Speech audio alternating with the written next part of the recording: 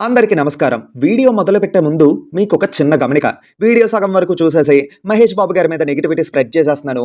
బాబుకి యాంటీగా ఉన్నాను అని చెప్పి చిన్న పిల్లల్లా కామెంట్స్ పెట్టడం కాదు. మెచ్యూర్డ్‌గా ఆలోచించండి. వీడియో మొత్తం చూడండి. ఈ వీడియోలో అబ్సల్యూట్‌లీ ఫ్యాక్ట్స్ మాత్రమే మాట్లాడుకోబోతున్నాం. సో, ఇంతకంటే ఎక్కువగా లాగ్ చేయాల్సిన అవసరం నాకు లేదు. డైరెక్ట్‌గా వీడియోలోకి వెళ్ళిపోదాం. కానీ మేము చేసే ప్రతి వీడియో వెనక కొంచెం కష్టం ఉంటుంది మామ. ఆ కష్టాన్ని గుర్తించి దయచేసి మాకు సపోర్ట్ చేస్తారని చెప్పి ప్రార్థిస్తున్నాం. 500K సబ్స్క్రైబర్స్‌కి చేరువలో ఉన్నాం. So, as soon as possible మన ఛానల్‌ని మీ ఫ్రెండ్స్ అండ్ ఫ్యామిలీ మెంబర్స్‌తో షేర్ చేసి అనుకున్న టార్గెట్‌కి రీచ్ అయిపోయేలా చూడండి. ఆల్సో ఎప్పుడులాగే ఈ వీడియోకి కూడా ఒక చిన్న టార్గెట్. ఈ వీడియోకి ఒక 2K లైక్స్ చేయండి. అంటే మీరు ఇలా లైక్ చేసి సపోర్ట్ చేస్తేనే కదా కొత్త వీడియోలు చేయడానికి మాకు కూడా ఎంకరేజ్‌మెంట్ ఉంటుంది. ఇంకా డైరెక్ట్‌గా మనం వీడియోలోకి వెళ్ళిపోదాం. వాయిస్ ఓలెట్ మామ. ఇంకా మొదలు పెడదామా? Audio Jungle.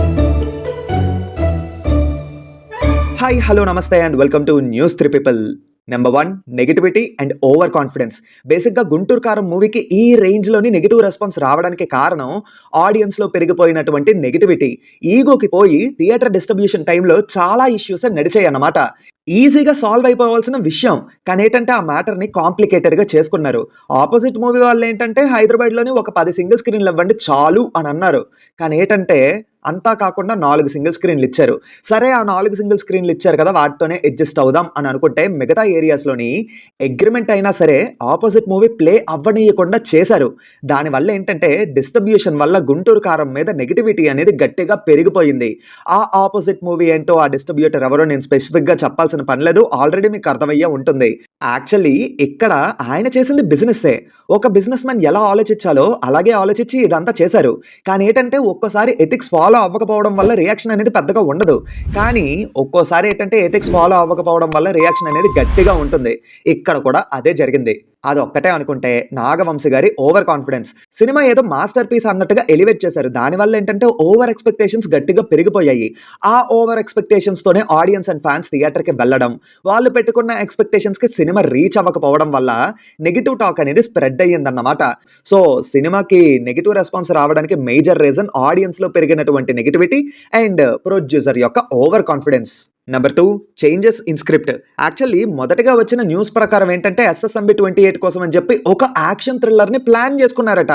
షూటింగ్ కోసం కూడా రెడీ అయిపోయారు. కానీ గురూజీ దగ్గర బౌండ్ స్క్రిప్ట్ లేకపోవటం వల్ల మహేష్ బాబు గారు ప్రొసీడ్ అవ్వలేకపోయారు. ఎందుకంటే ప్రీవియస్‌గా బ్రహ్మోత్సవం విషయంలో కూడా ఇదే దెబ్బ తగిలింది కాబట్టి ఆయన కొంచెం కేర్‌ఫుల్‌గా ఉన్నారన్నమాట. దానివల్ల ఏంటంటే గురూజీ ఒక మాస్ కమర్షియల్ ఫ్యామిలీ డ్రామాతోని వచ్చారు. అండ్ బౌండ్ స్క్రిప్ట్ కూడా రెడీగా ఉంది కాబట్టి ప్రొసీడ్ అయ్యారు. కానీ తర్వాత కూడా 'గుంటూరు కారం' స్క్రిప్ట్‌లోని చాలా చేంజెస్ జరిగాయి. అది మూవీ చూసినప్పుడు మనం ఈజీగా అర్థం చేసుకోవచ్చు. బెస్ట్ ఎగ్జాంపుల్‌గా చెప్పాలంటే చాలా చోట్ల లిప్ సింక్ అనేది మరీ దారుణంగా మిస్ అవుద్ది మామ. అంటే స్క్రీన్ మీద మనం చూసేటప్పుడు ఏంటంటే వాళ్ళక్కడ మాట్లాడుకునే మాటలు ఒకటి, కానీ మనకి వినిపించే డైలాగ్స్ ఒకటి.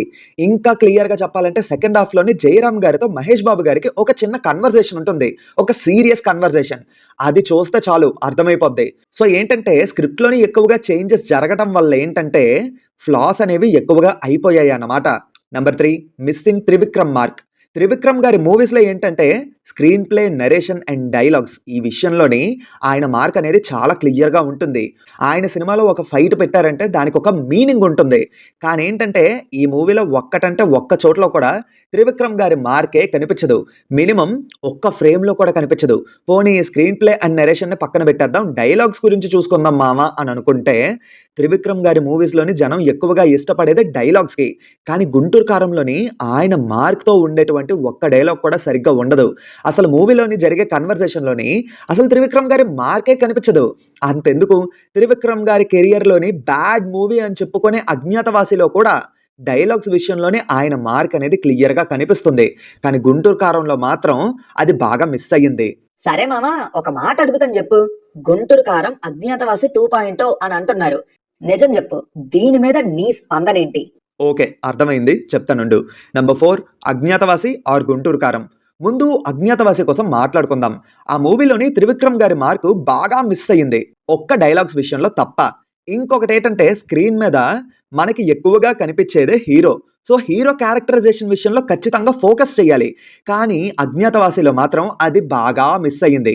లిటరల్లీ పవన్ కళ్యాణ్ గారి క్యారెక్టర్‌ని మనం స్క్రీన్ మీద చూసేటప్పుడు ఏంటంటే చిరాకొస్తుంది. ఈవెన్ ఫ్యాన్స్ కూడా పవన్ కళ్యాణ్ గారిని కొన్ని సీన్స్‌లో చూసేటప్పుడు ఏంట్రా ఇది అని చెప్పి డైజెస్ట్ చేసుకోలేకపోయారు. But when it comes to Guntur Kaaram, screen play and dialogues విషయంలో త్రివిక్రమ్ గారి మార్కు మిస్ అయినా సరే రమణ అనే క్యారెక్టర్ని డిజైన్ చేసుకోవడంలో మాత్రం ఎక్కడా వెనకడుగు వెయ్యలేదు. బాబులో ఉండే అవుట్ అండ్ అవుట్ మాస్ పర్ఫార్మర్ని స్క్రీన్ మీద చాలా క్లియర్గా చూపించారు. అందుకే రివ్యూలో కూడా చెప్పాను, సినిమా ఏ మాత్రం వాచబుల్ అనిపించినా అది బాబు వల్లే, బాబు లేకపోతే సినిమాయే లేదు, అక్కడ ఏం లేదు అని చెప్పాను. అండ్ అన్ఫార్చునేట్లీ ఏంటంటే రమణ క్యారెక్టర్ డెప్త్కి తగ్గట్టుగా సీన్స్ పడకపోవటం వల్ల సినిమా అనేది డిసప్పాయింటింగ్గా అనిపించింది. ఒకవేళ ఆ డెప్త్కి తగ్గ powerful scenes and emotional scenes కానీ పడుండుంటే కథ వేరేలా ఉండుండేది. ఇవన్నీ కాదు, అజ్ఞాతవాసి బెటరా లేదా గుంటూరు కారం బెటరా? మామా, దేనికి ఉండాల్సిన బొక్కలు దానికి ఉన్నాయి. బట్ ఈ రెండు మూవీస్ మాత్రం త్రివిక్రమ్ గారి కెరియర్లోని బీకెస్ట్ వర్క్స్ అని అయితే చెప్పగలను. నంబర్ 5, త్రివిక్రమ్ గారి క్యాలిక్యులేషన్. ఎందుకో తెలియదు మామ, పాస్ట్ ఫ్యూ మూవీస్ నుంచి త్రివిక్రమ్ గారు out of the box movies చేయడం మానేశారు. ఫ్యామిలీ ఓరియంటెడ్ స్టోరీస్ మీద ఎక్కువగా కాన్సన్ట్రేట్ చేస్తున్నారు. ఆయన ఈ మధ్య కాలంలోని అవుట్ ఆఫ్ ద బాక్స్ వచ్చి ఏదైనా సినిమా కోసం వర్క్ చేశారంటే అది అరవింద సమేత వీర రాఘవ మాత్రమే. మిగతా అన్ని మూవీస్లోని ఏంటంటే అమ్మని తీసుకొని రావాలి, కొడుకుని తీసుకొని రావాలి, అత్తని తీసుకొని రావాలి, సంతకాలు తేవాలి అన్నట్టుగా మాత్రమే ఉన్నాయి. మరి ఆయన ఎందుకు ఇంత సేఫ్ గేమ్ ప్లే చేస్తున్నారో నాకైతే తెలియదు. కానీ త్రివిక్రమ్ గారిలో ఉండే పొటెన్షియల్కి ఒక సరైన సబ్జెక్ట్ మీద కాన్సన్ట్రేట్ చేస్తే మాత్రం అవుట్పుట్ వేరేలా ఉంటుంది. హడావిడిగా వర్క్ చేయడం వల్లే గుంటూరు కారం అవుట్పుట్ అనేది ఇలా వచ్చింది. ఆల్సో సంక్రాంతికి రావాల్సిందే అని చెప్పి పట్టుకొని ఉన్నారనుకుంటా ప్రొడ్యూసర్స్. అది కూడా ఒక రకంగా దెబ్బేసేసింది. ఆయనకి ఇవ్వాల్సిన టైం ఆయనకి ఇచ్చుంటే బొమ్మ బ్లాక్ బస్టర్ అయ్యుండేదనేసి నాకు అనిపించింది. Number 6, logicless and unwanted scenes and characterisations. నిజం చెప్పాలంటే ఈ సినిమాకి గుంటూరు కారం అని పెట్టడానికి బదులు గుంటూరు ఎక్స్ప్రెస్ అని పెట్టుంటే బాగుండేదేమో. గుంటూరు నుంచి హైదరాబాద్కి ఏదో పక్కనే 5 నిమిషాల్లో వెళ్ళిపోవచ్చు అన్నట్టుగా బాబు జీప్ మీద వెళ్ళిపోతాడు, వచ్చేస్తాడు. ఒక సీన్లో ఏమో గుంటూరులో ఉంటాడు, ఇంకో సీన్లో ఏమో హైదరాబాద్లో ఉంటాడు. ఇంక జగపతి బాబు గారికి, సునీల్ గారికి ఏం చెప్పి ఈ రోల్స్ కోసం ఒప్పించారో కానీ ఎందుకున్నారో సినిమా చూసిన మనకే కాదు వాళ్ళకు కూడా అర్థమై ఉండదేమో. ఇంకా సునీల్ గారు అయితే ఆయన కన్నా ఆయన విగ్రహం యొక్క హెడ్డే సినిమాలో ఎక్కువసేపు ఉంటుంది. ఇదంతా ఒక ఎత్తు అయితే క్లైమాక్స్లోని రమ్యకృష్ణ గారి క్యారెక్టర్ కోసం ట్విస్టులు రివీల్ చేస్తారు మామ. ఇంత ఇల్లాజికల్గా ఉంటాయని చెప్పి నేను అస్సలు ఎక్స్పెక్ట్ చేయలేదు. అసలు ఆవిడ చెప్పిన మాటలకి ఏమైనా లాజిక్ ఉందా అని అనిపిస్తుంది. ఈ మాత్రం దానికి 25 ఏళ్ల నిరీక్షణ అన్నట్టుగా పోజ్ ఒకటి కొట్టారు, అదైతే మరీ ఓవర్గా ఉంది. అవునట్టు చెప్పడం మర్చిపోయాను, మీనాక్షి చౌదరి గారి క్యారెక్టర్ కూడా అసలు సినిమాలో ఎందుకుందో ఆవిడకైనా తెలుసో తెలియదో కానీ మాకైతే అసలు తెలీదు. నంబర్ 7, తమనన్న బీజిఎం. ఒక ఇంటర్వ్యూలో తమనన్న ఒక మాట చెప్పాడు, ఒక పూర్ ప్రాజెక్ట్ని తీసుకొచ్చి బీజిఎం కొట్టి లేపు అని చెప్తే నేను ఎలా లేపుతాను అని ఆయన చెప్పారన్నమాట. సినిమా చూసాక అప్పుడు తమనన్న చెప్పిన మాటల్లో తప్పే లేదు అని అనిపించింది. బీజిఎం అండ్ సాంగ్స్ మొత్తం డిసప్పాయింట్ చేశాయి. సాంగ్స్లోని దమ్ మసాలా సాంగ్ ఒకటి బాగుంది. బీజిఎం విషయంలో ఏంటంటే అజయ్ జోషి గారి దగ్గర ఒక ఫైట్ అవుద్ది కదా, ఆ ఫైట్ దగ్గర బీజిఎం కొంచెం బెటర్గా ఉందన్నమాట. మిగతా ఎక్కడా కూడా తమనన్న బీజిఎం అండ్ సాంగ్స్ ఇంపాక్ట్ ఇవ్వలేదు. Number 8, ticket hikes. ఒక సినిమా షెడ్కి వెళ్ళిపోవడానికి రీసెంట్ టైమ్స్లోని ఈ టికెట్ హైక్సే ఒక పెద్ద రీజను. ఒక ఫ్యామిలీ మొత్తం సినిమాకి వెళ్ళాలంటే ఆస్తులు అమ్ముకోవాలి అనే రేంజ్లో ఉంటున్నాయి అన్నమాట. దానివల్ల ఏంటంటే జనం థియేటర్స్ని ప్రిఫర్ చేయడం మానేస్తున్నారు. ఈ టికెట్ హైక్స్ కోసం అని చెప్పి ఫ్యాక్స్ ఛానల్లో ఇంకొక వీడియో చేస్తాలేండి. అవునట్టు మీరు ఇంకా ఫ్యాక్స్ ఛానల్ని సబ్స్క్రైబ్ చేసుకోలేనట్టున్నారు. రీసెంట్గానే హైదరాబాద్ డెవలప్మెంట్ కోసం అని చెప్పేసి ఒక వీడియో చేశా. ఆ వీడియో లింక్ కింద కామెంట్స్లో పిన్ చేసి పెడతాను, తప్పకుండా చూడండి. అలాగే ఛానల్ విజిట్ చేయండి, కంటెంట్ నచ్చితే సబ్స్క్రైబ్ చేసుకొని సపోర్ట్ చేయండి. ఏమంటారు? ఇంకా మనం వీడియోలోకి వచ్చేద్దాం.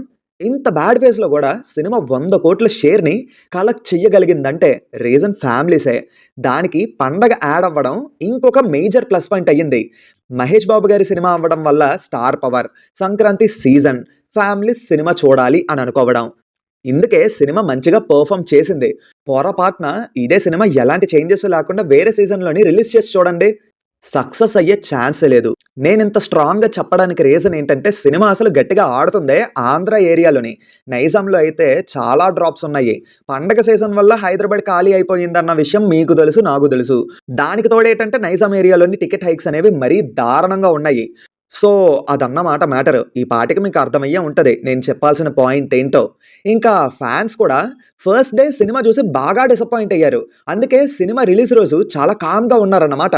ఎప్పుడైతే సెకండ్ డే నుంచి ఫ్యామిలీ ఆడియన్స్ రెస్పాన్స్‌కి సంబంధించినటువంటి వీడియో అనేది బయటకొచ్చిందో, వాళ్ళు రైజ్ అవ్వడం మొదలుపెట్టారన్నమాట.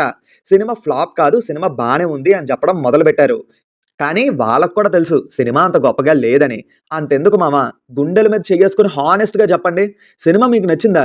మీ ఒపీనియన్ కింద కామెంట్స్‌లో చెప్పండి. But luckily cinema box office దగ్గర మంచిగా పెర్ఫార్మ్ చేస్తూ బయ్యర్స్‌కైతే పీడ కలలా అయితే మారకుండా ఉంది. But one thing for sure, చెప్పినట్టుగా బాబు లేకపోతే సినిమా ఆడేదే కాదు. ఆయన వల్లే, ఆయన పెర్ఫార్మన్స్ వల్లే, ఆయన స్టార్ పవర్ వల్లే మూవీ బాక్స్ ఆఫీస్ దగ్గర మంచిగా పెర్ఫార్మ్ చేసింది. ఇదే సినిమా ఎలాంటి నెగటివిటీ కూడా లేకుండా ఒక నార్మల్ రేంజ్ యాక్టర్‌తో తీసి చూడండి, రిజల్ట్ వేరేలా ఉండేది. సో, చెప్తున్నాను కదా! శ్రీకృష్ణుడు చిటికెన వేలుతో గోవర్ధనగిరిని ఎత్తినట్టు బాబు వెళ్లి సినిమాని కొద్దో గొప్పో సేవ్ చేశాడన్నమాట. ఫైనల్‌గా చెప్పాలంటే మేము ఎవరికీ యాంటీ కాదు. నిజంగానే మహేష్ బాబు గారికి యాంటీ అయ్యుంటే ఆయనని ఇంత పొగిడే ఛాన్సే లేదు. మాకైతే అందరూ ఒక్కటే మామ.